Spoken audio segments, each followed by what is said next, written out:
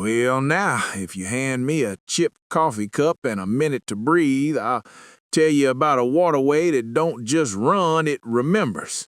Bayou Bartholomew, longest bayou in the world. Slips out of the pine uplands above Pine Bluff like a shy guest leaving a church supper, then lingers and loops and eavesdrops its way through Jefferson, Lincoln, Drew, Deshaw, Chicago, and Ashley before easing into Louisiana and finally giving itself back to the Ouachita near Sterlington.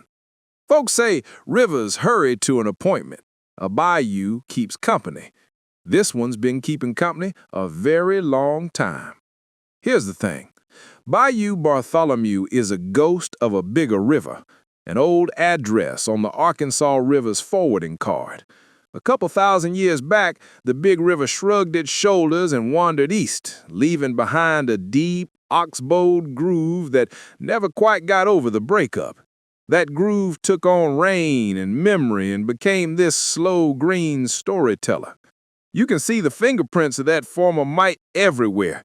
Red clay showing through on cut banks, orange sands washed down from far-off hills, and a scatter of moon-shaped lakes, the old meander scars, winking at you from the timberline. Stand on one of those high, scalloped terraces on the west side and you'll feel it. The timberland shoulder on one side, the delta spread flat and serious on the other. That divide ain't just dirt, it's destiny. It's which side you farmed, which church you attended, which jokes people told on Saturday night. And Lord, the living that wriggles through that water. Biologists call the bayou a biodiversity arc, second most diverse stream in North America, if you can believe it. I can't. There's paddlefish that look like they were designed on a slow Tuesday of creation, alligator gar with the attitude to match their teeth, crappie and bass, channels and blues, plus mussels tucked down in the gravel like pearl makers at their benches. Dozens of species, some of them as rare as a hen's tooth. Above the waterline, you've got nutall and overcup oaks keeping their feet wet all winter, and rows of cypress like old men with their pants legs rolled up. Deer ghosting the edges, raccoons working the night shift, bears now and then drifting through like rumors, proof that the wild hasn't moved out, just keeps a quieter address. Funny thing about the bayou's health, it owes a lot to what didn't happen. People once had half a mind to dam and weir this thing, make it behave, straighten the twang out of a fiddle, more or less. But landowners and papermen of all folks balked at turning a living river into a chain of flat water bathtubs. So Bartholomew kept on breathing with the seasons, swelling, sighing back, while neighbors like Darbon went under the surgeon's knife and came out a lake. Now, I've nothing against a lake, but a bayou needs to meander the way a story needs a digression. That's where the truth sneaks in. Of course, the Bayou saga ain't just water and willow. People braided themselves into this current long before anybody drew a county line. The first storytellers were mound builders and hunters, Quapaw and Caddo, Tunica and Ken, footpaths worn along the natural levees, camp smoke curling over backwater sloughs. Their mark's still there if you know how to look. A rise in the woods that don't fit the lay, a scatter of old pottery like seashells at low tide, a name that hangs in the air longer than you expect. Then, well, you know the history. Paper treaties, removals, the silent vacancy that follows a forced departure. The bayou kept flowing. It always does. Commerce rode the slow water, too, in a manner only the stubborn could love. No grand paddle wheel is here. Bartholomew's curves would make a snake dizzy. Folks used tow lines, mules, horses, and men leaning into a rope from tree to tree, edging freight up a tight channel that today looks like a place for bream beds and quiet sins. That tow line economy was labeled with blisters. It kept food in cabins until the iron horse laid rails to the timber. Then the mills sprouted and spur tracks darted like mayflies. Bruce, Doylestown, names that came and went like tent revivals. 6 miles an hour on a good day, and the bridge might drop a train straight through if it felt puckish. When the timber thinned, the smokehouses did too. The bayou watched those towns vanish without raising its voice. Cotton bound folks to the flatlands, and after the war it bound them to each other in ways both righteous and rough. Sharecroppers staked their lives to another man's crop, and the strength to survive often lived in the only banks that welcomed them, church and lodge. If you ever see a beveled headstone with MTA carved like quiet thunder, tip your cap.